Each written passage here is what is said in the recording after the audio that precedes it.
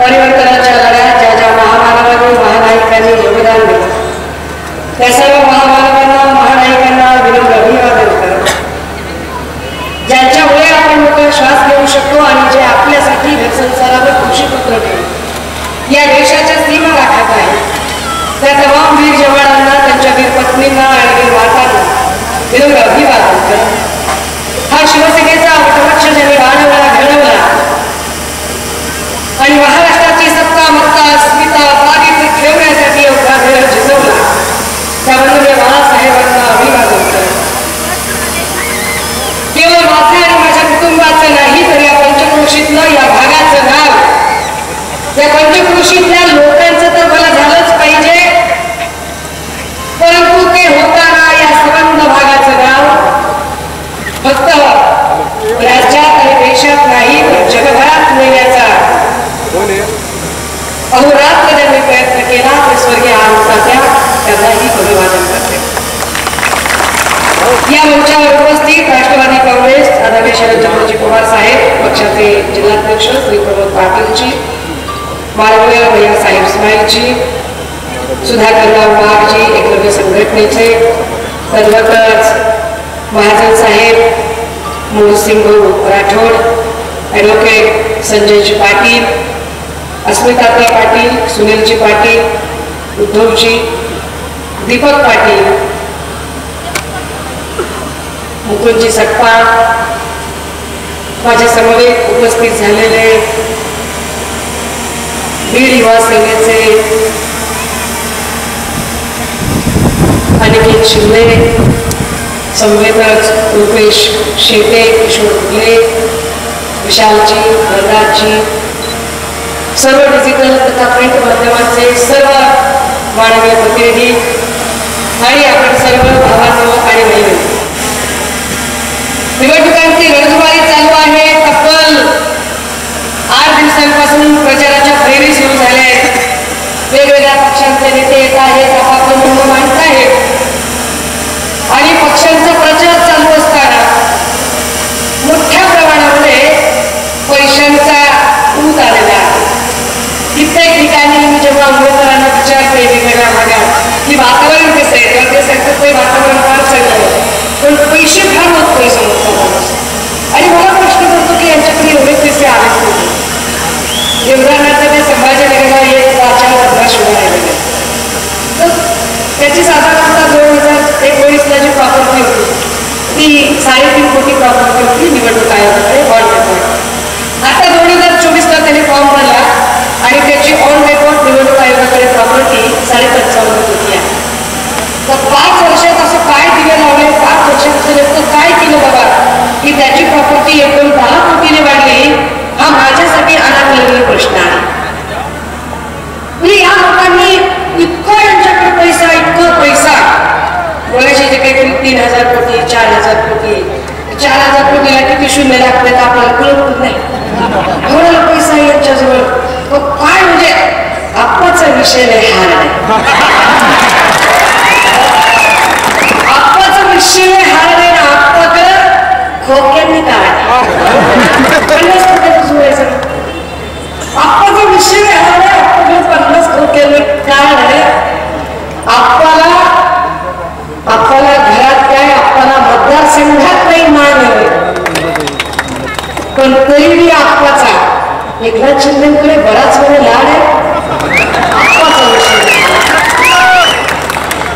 हे किशोरप्पा यांच्यावर मी काही फार बोलायची गरज नाही बरंच काही बघत होते येताना काय झालं नेमकं मतदारसंघात कोण काय बोललं काय बोललं मतदारसंघातल्या एक भाषण ऐकत होते किंवा असं कोणीतरी असेल मग ती बिचारी रडते ती बिचारी पाणी पिते ती बिचारी पुन्हा रडते ती बिचारी पुन्हा असं एकदम तिला कळ येतोय असं आवडलं ती बिचारी आणि म्हटलं एवढं असं काय दुःख झालं तर मग आमच्या पप्पांनी खूप काम केलं आमच्या पप्पांनी एवढं काम केलं ना की पप्पांना आमच्या कळवायला मिळत नव्हता कशासाठी माय एवढं करायचं पप्पांना घरी कसं म्हणायचं एवढं कशाला म्हणजे पप्पा काय आम्हाला काय असं भाकरी भाजी चून खाऊ घालत होते का काय पप्पा आमच्या घरातून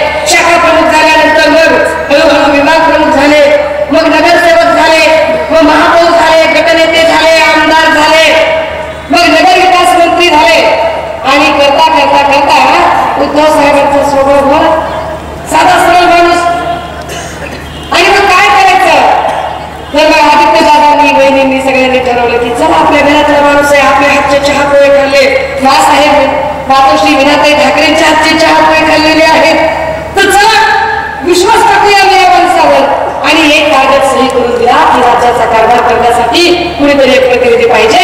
एक नेता, एक गटनेता म्हणून तो गटनेत्याचा कागद दिला. खरंच हलक्यात घेतलं उद्धव साहेबांना. उद्धव साहेबांना त्याचं काय म्हणजे हेच नव्हतं की असं काही पुढे होऊ शकते. तो कागद दिला, साहेब आजारी आहेत, ते मृत्यूशी झुंज देत आहेत आणि त्यांच्या आजारपणाचा गैरफायदा घेऊन देवेंद्र फडणवीसांनी फूस लावली आणि एकनाथ शिंदेना ज्यांनी आम्ही हलक्यात घेतलं होतं त्या एकनाथ शिंदेनी गद्दारी केली.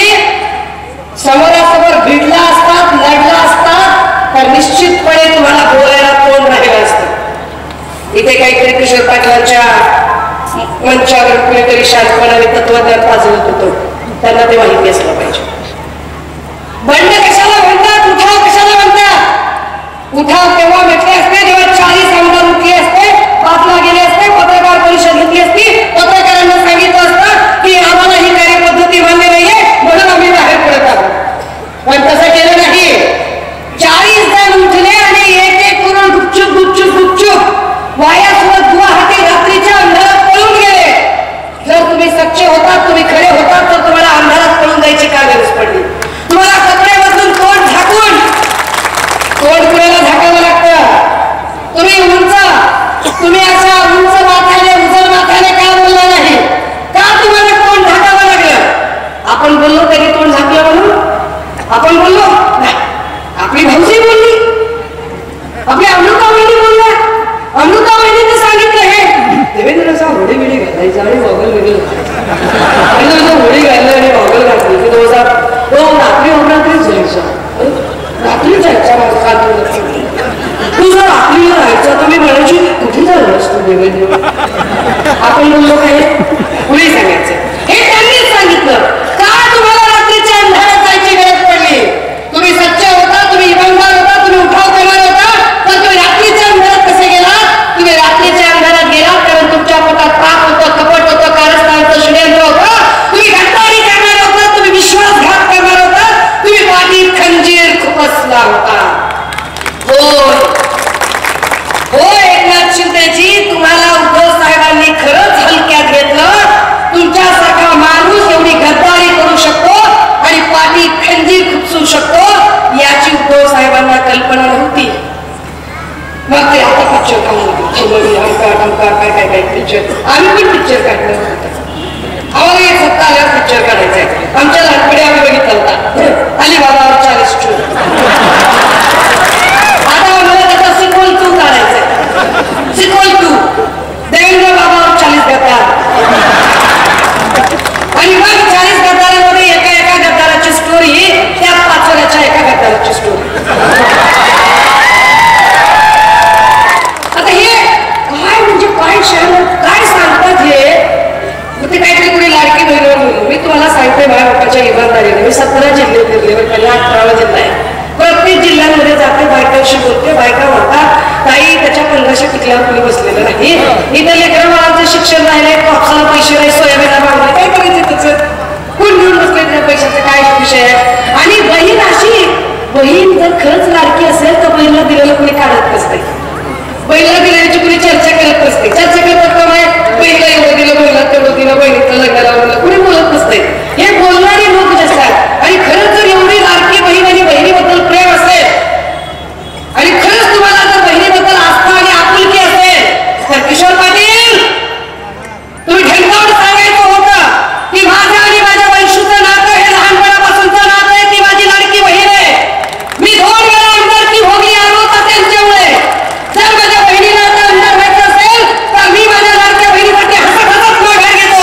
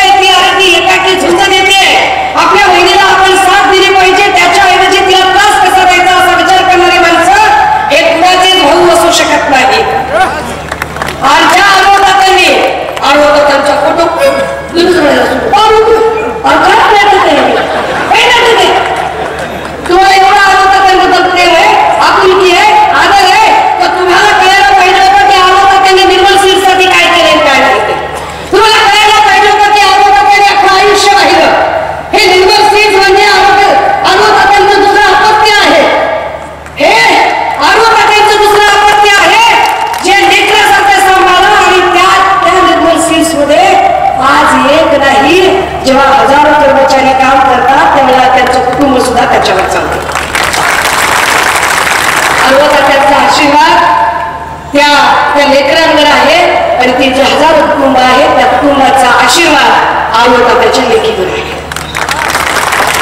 परंतु तुम्ही कसले भाऊ, उलट तुम्ही काय केलं? तुम्ही डी गँगची हात मिळवणी केली. D for Devendra.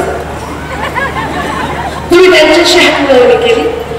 ऊर्जा मंत्री देवेंद्रजी, तुम्ही निर्मल सीट्स बंद करायचा प्रयत्न करा. तुम्ही निर्मल सीट्सला तुम्ही 6.5 कोटीची नोटीस पाठवताय. तुम्ही चुकी वाढ करताय. अरे जर ती ऍग्रिकल्चर इंडस्ट्री आहे त्या ऍग्रिकल्चर इंडस्ट्री मधला जो काही इलेक्ट्रिसिटीचा जे युनिट आहे तो युनिट रेट हा सबसिडाइज युनिट रेट असतो. हे उघड आहे. सबसिडाइज जर त्याचा युनिट रेट असेल तर तुम्ही त्याला कमर्शियल 12 रुपयाचा रेट लावला कसं काय? आणि तुम्हाला आतापर्यंत जाग आली नाही. तुम्ही त्याच्या स्थापनेपासून ते आतापर्यंतची एकूण 6.5 कोटीची नोटीस तुम्ही ते निर्मल सीट्स बंद पाडायचा प्रयत्न करता. तुम्ही निर्मल सीट्स बंद पाडता म्हणजे एका वैशाली सूर्यवंशीला त्रास देत नाही.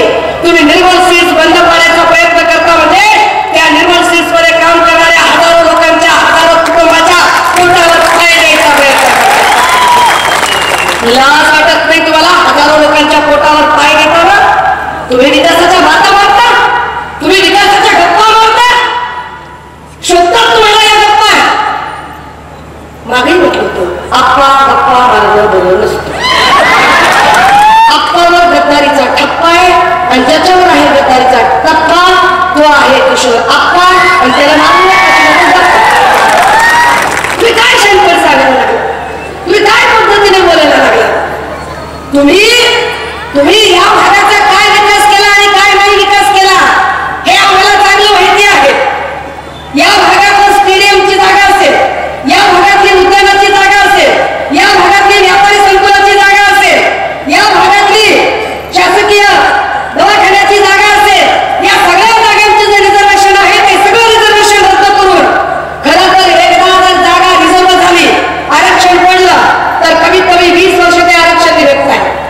पण 5 वर्षाच्या आत तुम्ही ते आरक्षण काढली आणि 5 वर्षाच्या आत आरक्षण काढून त्या जागा कमर्शियल रेट ने विकायचा तुम्ही डाव केला. तुम्ही शांतपणे सांगता तुम्ही विकासाच्या वातावरणात तुम्हाला नैतिक अधिकार तरी आहे का बोलायचा? आणि तुम्हाला साथ देते कोण? तर या सगळ्या जागा ज्या गोरगरिबांच्या विकासासाठीच्या जागा त्या जागांचं आरक्षण रद्द करायचा अधिकार तुम्हाला मिळतो, नगर विकास खात्याला मिळतो. आणि नगर विकास खातं कुणाच्या हातात? तर पुन्हा एकनाथ शिंदेच्या हातात. म्हणजे तुमची तशी विधी म्हणत आहे. तुम्ही काय विधी म्हणत पद्धतीने काम करता? तुम्हाला वाटतं की तुम्ही पाचोऱ्याच्या जनतेला वेळेत करू शकाल, पण नाही. या वेळेला ते करणं शक्य होणार नाही. आदिवासी समुदायाच्या हे पक्का लक्षात आहे. तीच गत या पाचोऱ्यामधली आहे. पाचोऱ्यात एका दलित वृद्ध महिलेचा मृत्यू झाला. स्मशानभूमीमध्ये नेताना काय काय त्रास झाला हा इथला दलित समाज जाणून आहे. मी त्याही वेळेला इथे आलेले होते. मुकुंदादा तुम्ही साक्षीला आहात. काय पद्धतीने एका दलित महिलेच्या स्मशानभूमीच्या अंत्यविधीच्या वेळेला काय पद्धतीनं किशोर पाटील आणि त्याच्या लोकांनी गुंडागर्दी केली, जातीवाद केला आणि दलित समाजाला स्मशानभूमी जाऊ देणार नाही म्हटले. तुम्ही आम्हाला शांतपणे सांगता आणि विकासाच्या गप्पा सांगता आणि स्टेजवरून इमोशनल ड्रामे करता, मेलोड्रामॅटिक भाषेमध्ये बोलता. तुम्ही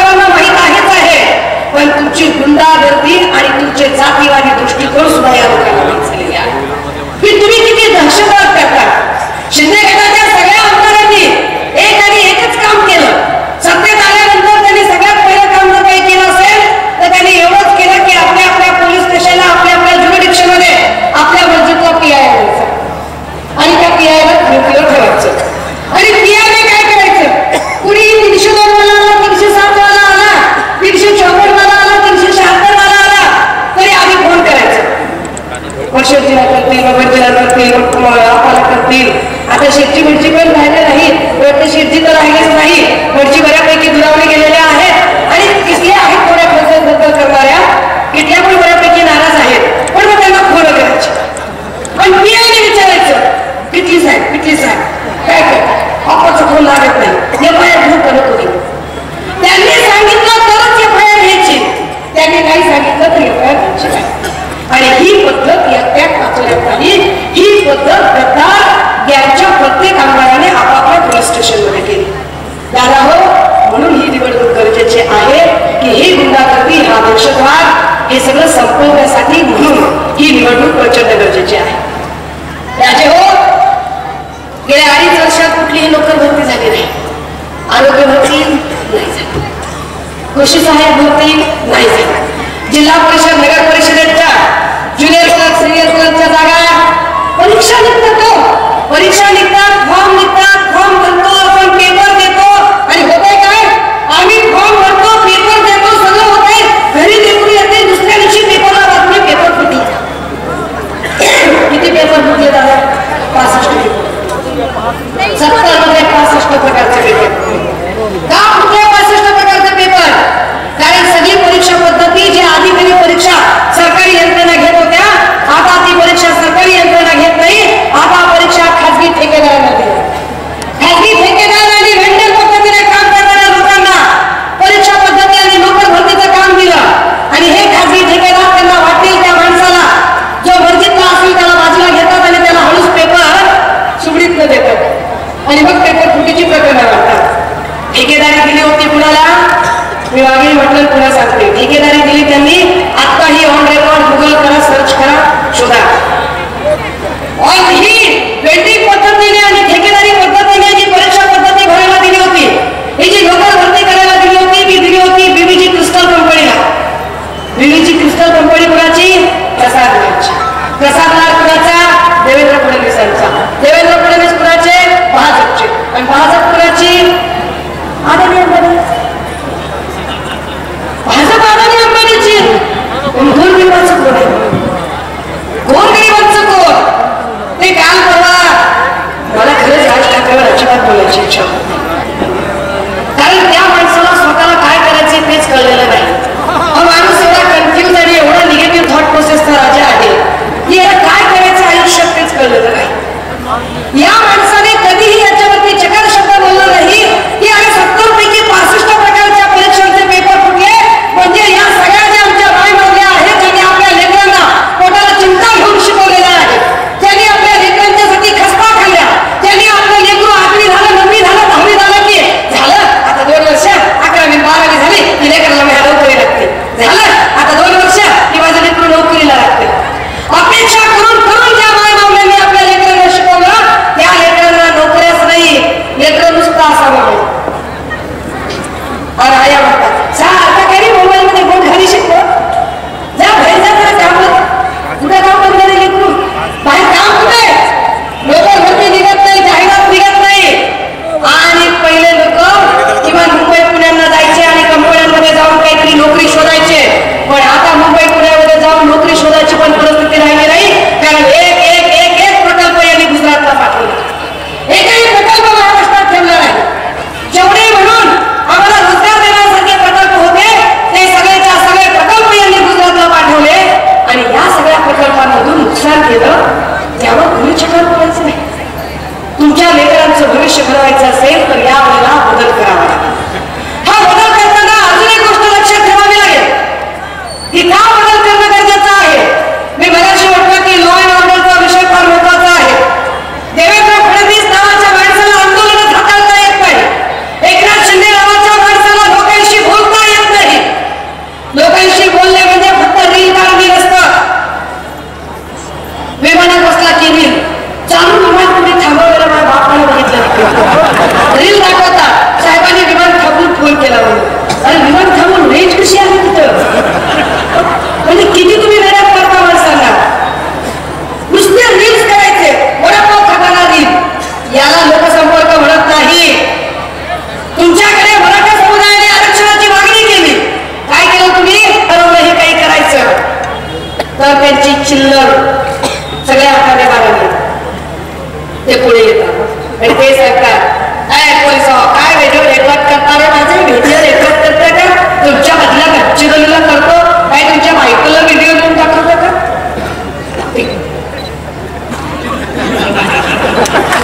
लघु सूक्ष्म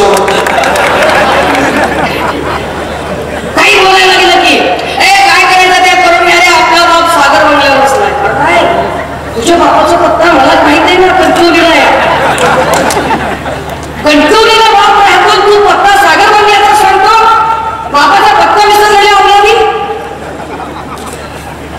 दादा हो एवढं महाराष्ट्राचं राजकारण कधी रसातला गेलं एवढं महाराष्ट्राचं राजकारण कधी अस्थिर आणि वाटलं झालं होतं या महाराष्ट्राचा मराठा साळी माळी कोळी तेली तांबळी आधार मागण सुद्धा महाकुंभार ग्रामशी बेरोड बेस्तर मेलदार बाकडवाने अस्वलवाने दरवेशी पारदी आराधी भराडी घोगली जोशी खिसारी कैकाडी ही सगळी माणसं पुण्या गोविंदाला गावगाड्यात एकत्र राहत होती पण या माणसांमध्ये जाती जातीचं विष पेरलं ते एकनाथ शिंदे आणि देवेंद्र फडणवीस या लोकांना काय सांगतात आम्ही 1500 आणि बोलतात कसे काय पैसे आले का आले का पैसे आले का पैसे आले का आले काय तुझ्या बापाची दिलीस पैसे आले का म्हणजे काय बाप दादाची प्रॉपर्टी लुटून दिली का पैसे आले का म्हणजे पैसे कुठले होते पैसे आमच्या जीएसटीचे पैसे आमच्या टॅक्सचे पैसे काय एकनाथ शिंदेने तापोळीची जमीन विकून दिली नाही किंवा देवेंद्र फडणवीसांनी काही नागपूरचा रेशीम बागेतला बंगला विकून दिला नाही किंवा अजित पवारांनी काही बारामतीची प्रॉपर्टी विकून दिली नाही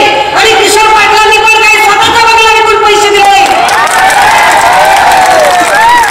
काय पैसे आले का कोण घेऊन विचारता आमच्या कष्टाचे पैसे आमच्या बहिणीला लागले बिघडलं कुठं पण आमच्या बहिणीला तुम्ही 1500 टिकल्या देऊन आमच्या बहिणी तुमचं ऐकतील होय हा अरे मुळात त्यांना 1500 टिकल्या द्यायच्या ऐवजी जर त्यांच्या सोयाबीनला भाव दिला असता कापसाला भाव दिला असता तर कशाला 1500 टिकल्या पडली असती काय परिस्थिती आहे 3300 सोयाबीनची पट्टी आणि सोयाबीनच्या बॅगचा एकरी खर्च तो चाललाय 3500च्या पर्यंत आणि भाव मिळायला लागला 3100 सगळ्यांचं कसं वाटतंय काय सांगत होती ही बदमाश माणसं कृषी विद्यापीठात देवेंद्र फडणवीस सांगत होते की आम्ही सत्तेत आल्यावर सोयाबीनला भाव 6000 देऊ आणि कापसाला भाव आम्ही 10,000 रुपये देऊ झाला नाही झाला अरे उलट काही सत्तेत असताना जो 4,800चा होता तो 3,300च्या खाली गेला मला आनंद आणि अभिमान आहे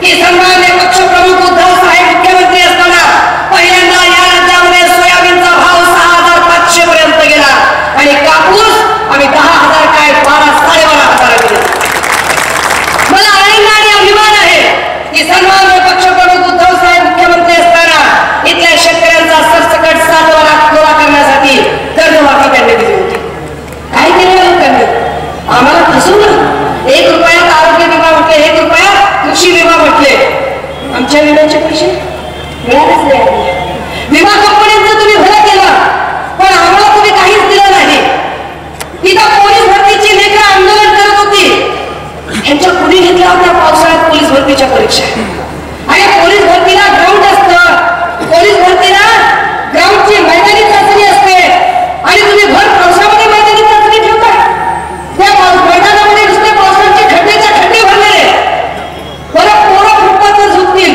पोरीने कुठे झोपायचं पोरीने झोपायची नाही काय करायचं त्या लेकरांनी 2-4 लेकरं त्या दिवसाच्या रानामध्ये पडून जायबंदी झाले काय आमचे अपंग झाले काय तुम्ही केलं काय त्या लेकरांच्यासाठी उमेदची संघटना राज्यभरात उमेद संघटना आहे या संघटनेचे गावागावात 2-2-3-3 प्रतिनिधी आहेत विचारा उमेदच्या कर्मचाऱ्यांना अजूनही त्यांचे पगार दिले नाही एकाही उमेदच्या कर्मचाऱ्याला पगार मिळाला नाही अंगणवाडीच्या आमच्या बहिणी काम त्यांच्याकडून चिकार जनावरांसारखं काम करून घेता का अंगणवाडीच्या बहिणींचे तुम्ही पैसे दिले नाही आमच्या आशा वर्कर असणाऱ्या बायका नाही दिले आशा वर्करचे पैसे आमचे भारती सारथी महाज्योतीला संशोधन करणारी पोरं या भारती सारथी महाज्योतीचा सगळा पैसा हा सगळ्याचा सगळा पैसा तुम्ही तुमच्या जाहिरातमधून उठवला तुम्ही आम्हाला शांत सांगता किशोर पाटील तुम्हाला ओपन चॅलेंज आहे हे नावावरच्या कोट्या करणं बंद करा सुषमा अंधारेचा आडनाव अंधारे असलं तरी सुषमा अंधारे तुम्हाला दिवसा उजेड दाखवायला तयार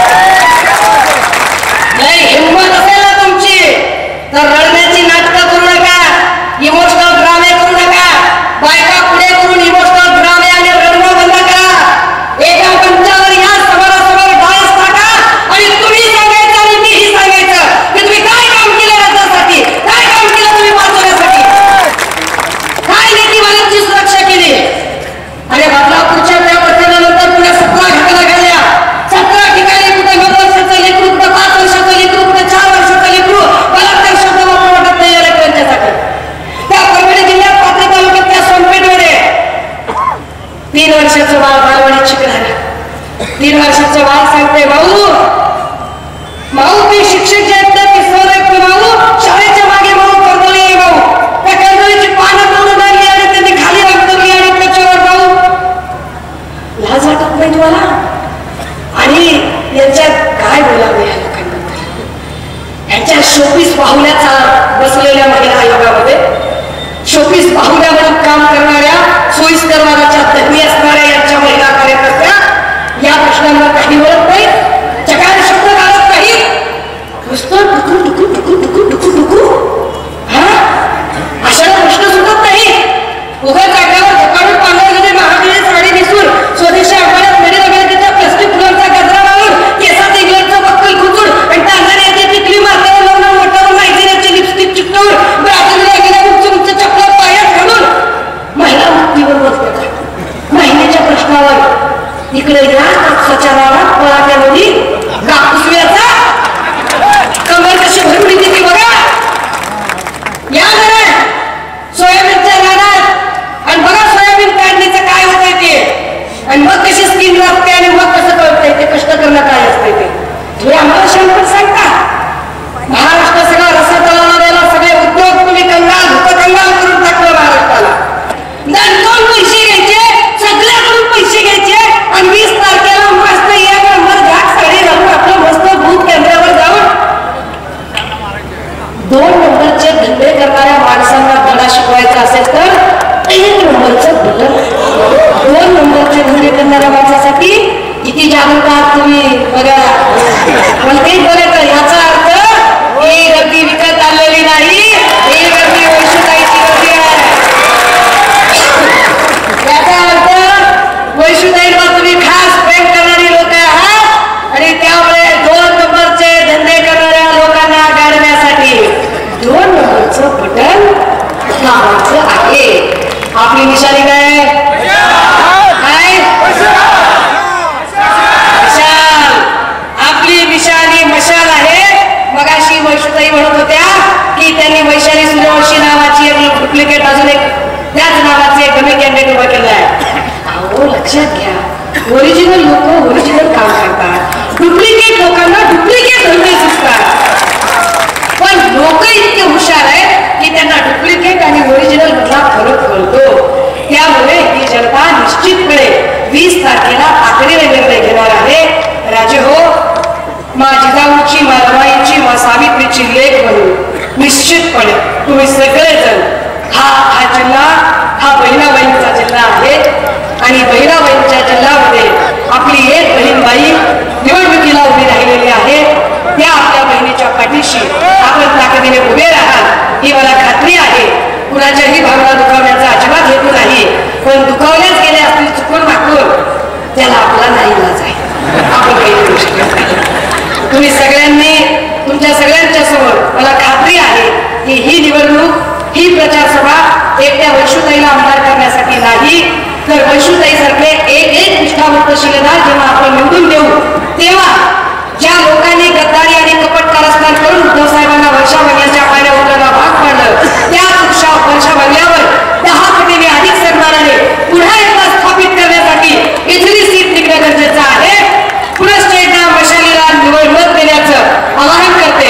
थांबते, रजा घेते. जय हिंद, जय भारत.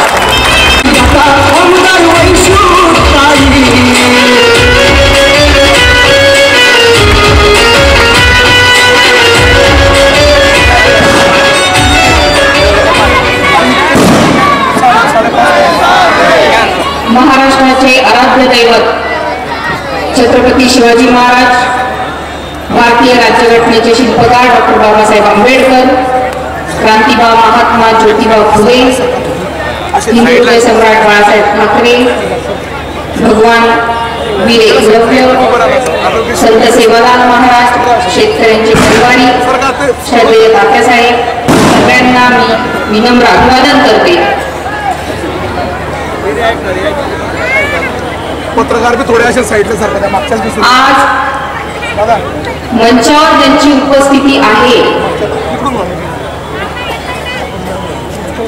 त्या म्हणजे आमच्या सगळ्यांच्या लाडक्या शिवसेनेची मुलूक मैदान तोफ आदरणीय सुषमाताई अंधारे, ज्यांची अख्खा मतदारसंघ या सभेची वाट बघत होता.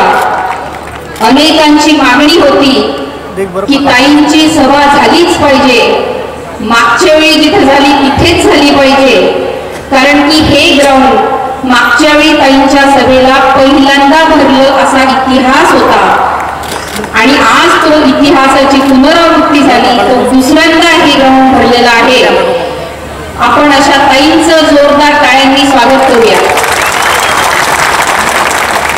मंचावर आज उपस्थित महाविकास आघाडीचे सर्व पदाधिकारी, सर्व नेते, अध्यक्ष, कार्यकर्ते आणि या मतदारसंघातील सर्व माता भगिनी बांधवांनो आणि पत्रकार बांधवांनो,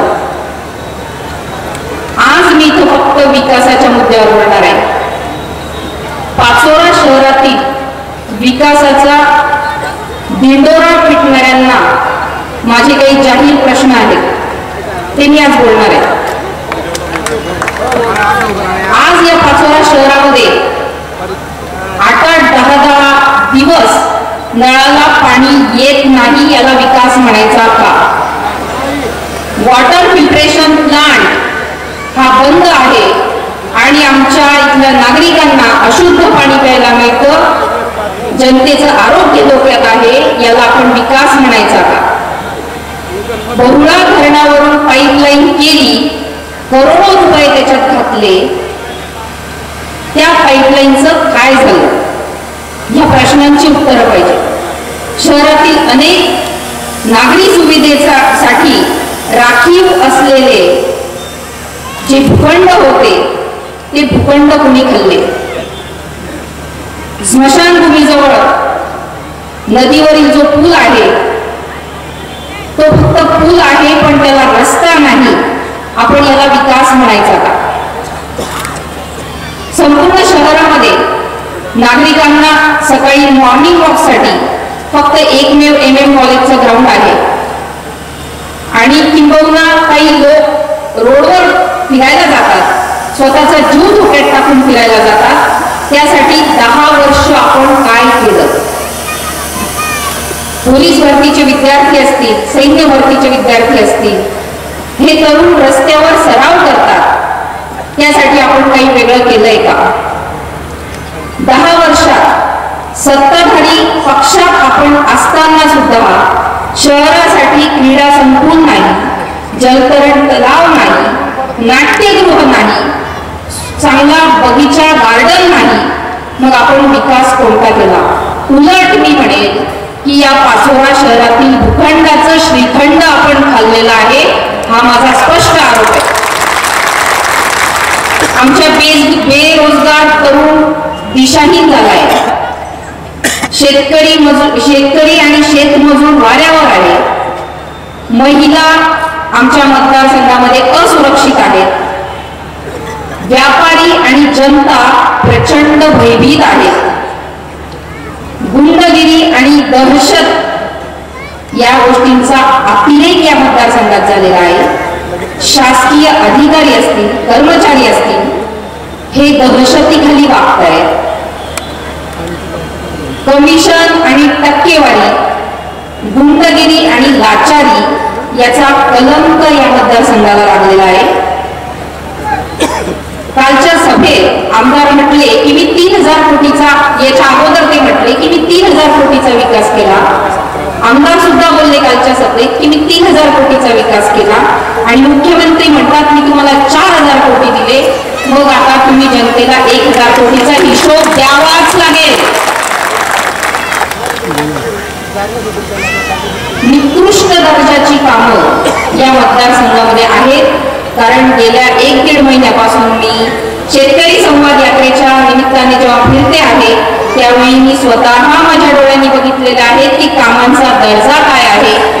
त्यामुळे ही कामं जी तुम्ही 4000 कोटी 3000 कोटी जे काय आकडा असेल, ती जी कामं तुम्ही सांगतायत त्याचा दर्जा अतिशय खालचा दर्जा आहे.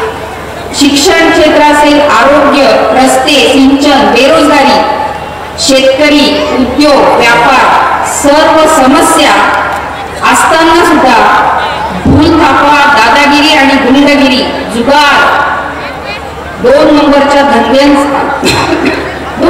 धंद्यांचा या मतदारसंघामध्ये सुळसुळाट सुरू आहे. ह्या सगळ्या गोष्टींना आपण विकास म्हणायचा का? ह्या प्रश्नांची उत्तरं आम्हाला तुमच्याकडून अपेक्षित आहेत. बांधवांनो, मी आपल्याला या मतदारसंघाची लेक आणि मतदारसंघाची बहीण म्हणून मी आपल्या सगळ्यांना या मी काय करणार या गोष्टींचं मी आपल्याला वचन देते. मी या शहरासाठी शुद्ध पाणी आणणार आहे आणि जनतेचं आरोग्य चांगल्या पद्धतीने राहण्यासाठी मी त्या गोष्टीचं मी नियोजन करणार आहे.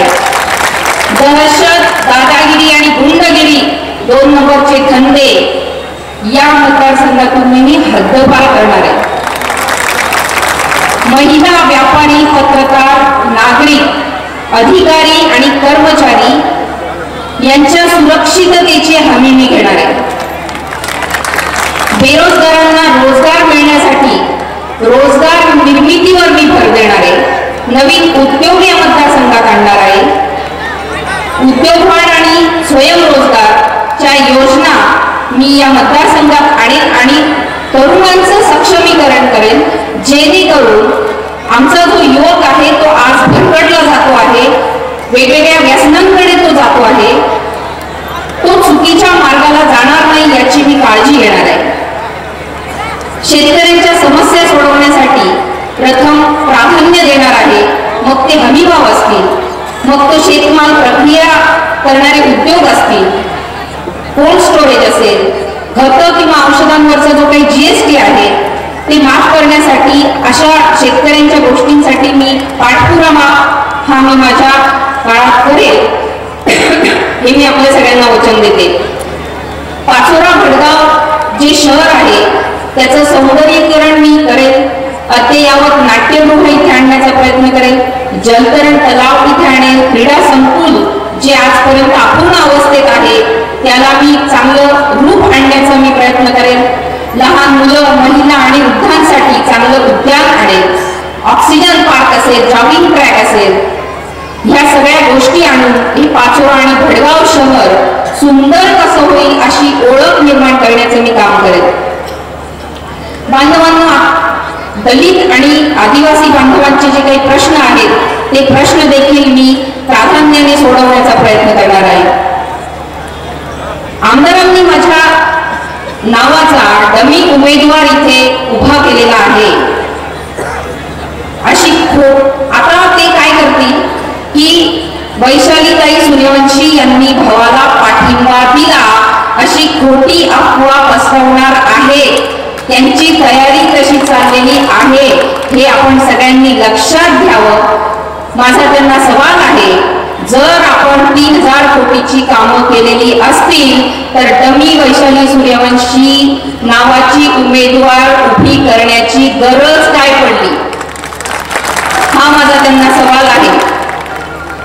मला म्हणतात की आपण काही मुद्दे बघते, वाचून बोलते. मी शिकलेली आहे म्हणून मी वाचते आणि मला असं वाटतं की मुद्दे बघणं आणि बोलणं याच्यात वाईट काहीच नाहीये. पण बांधवांनो, मी तुम्हाला एक सांगते, मी चुका करणार नाही. मी मुद्दे समोर ठेवलं म्हणजे मी मुद्देसूद बोलेल. मला चूक करायचीच नाहीये म्हणून मी बघते. त्यांना काय बोलायचं ते त्यांचा प्रश्न आहे, त्यांनी बोलत राहावं, मला त्याचा काहीच फरक पडत नाही. इतकं भयानक पद्धतीने ते बोलतात. पण काही आपली मागच्या वेळी सभा झाली त्यावेळी मी खूप भावनिक होती, माझी सुरुवात होती. आणि महिला या थोड्या इमोशनल असतात, भावनिक असतात आणि त्यातल्या त्यात बहीण म्हटल्यानंतर ती भावनिक असतेच. मी मागच्या वेळी भावनिक झाली होती, परंतु यांचे मला सगळ्यांचे एवढे अनुभव आले, म्हणजे मी एकावर बोलणार नाही, सगळ्यांचेच मला अनुभव आलेले आहेत. त्याच्यामुळे मी आता पक्की झालेली आहे. अगदी प्रत्येक गोष्ट झेलण्याच्या जी कपॅसिटी माझ्यामध्ये आलेली आहे हे मी आपल्या सगळ्यांना आवर्जून सांगते.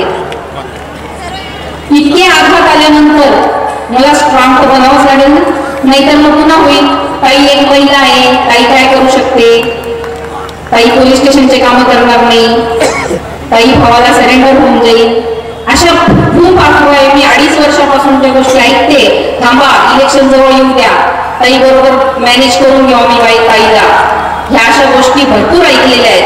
त्यामुळे मी हळूहळू स्ट्रॉंग झाली.